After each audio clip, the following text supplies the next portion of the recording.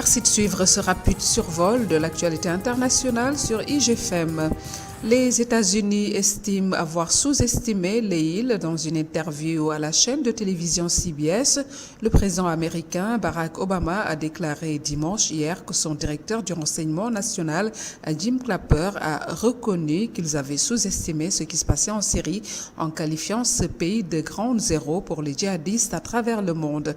À la suite de l'engagement américain et de plusieurs pays européens, dont le Royaume-Uni, dans la campagne de frappe, la Turquie pourrait décidé cette semaine de s'y impliquer. Son président Recep Tayyip Erdogan a affirmé dimanche que la Turquie ne pouvait rester en dehors de la coalition internationale.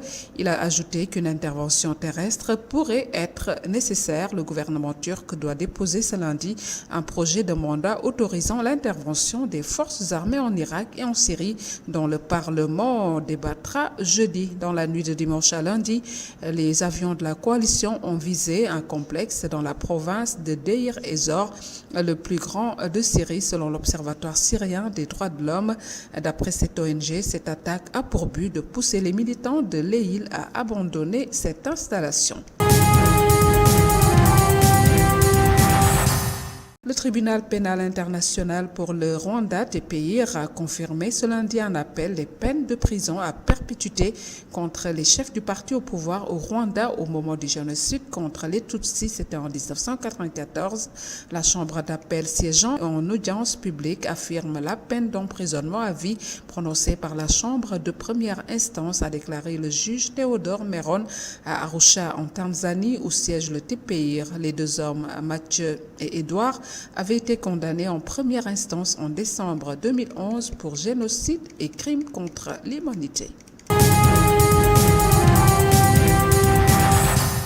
En Côte d'Ivoire, l'Ivoirien Charles Blé Goudé, bras droit de l'ex-président Laurent Gbagbo, comparé à partir de ce lundi devant la CPI afin de déterminer s'il doit être jugé pour des meurtres, viols et autres crimes contre l'humanité. L'ex-chef des Jeunes Patriotes, un mouvement pro-Gbagbo extrêmement violent, est considéré par l'accusation comme l'un de ceux qui ont le plus contribué aux violences durant la crise post-électorale en décembre 2010 et jusqu'en avril 2011 en Côte d'Ivoire, qui a fait plus de 3000 personnes décédées lors de cette audience de confirmation des charges qui doit débuter lundi matin. Le procureur Fatou Bensouda devra convaincre les juges que les éléments de preuve qu'elle a récoltés sont assez solides pour justifier un procès. Charles Blé Goudé doit s'adresser jeudi après-midi aux juges qui ont ensuite 60 jours pour rendre leur décision.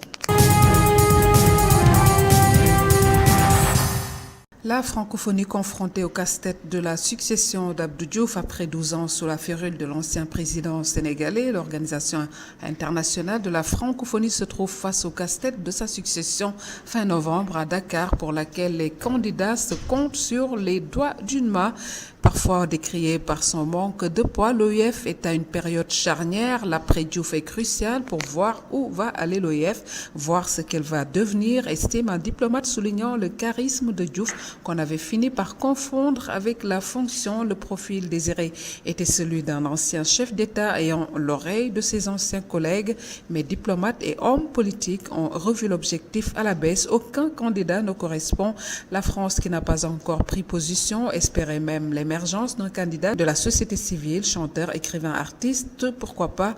Cette règle d'un ancien chef d'État n'est pas inscrite dans le marbre, selon une source au Quai d'Orsay. Et puis retenez que ce lundi 29 septembre est célébrée la journée mondiale du cœur. C'est tout pour ce rendez-vous sur l'actualité internationale. Merci de surfer sur IGFM. On se retrouve demain.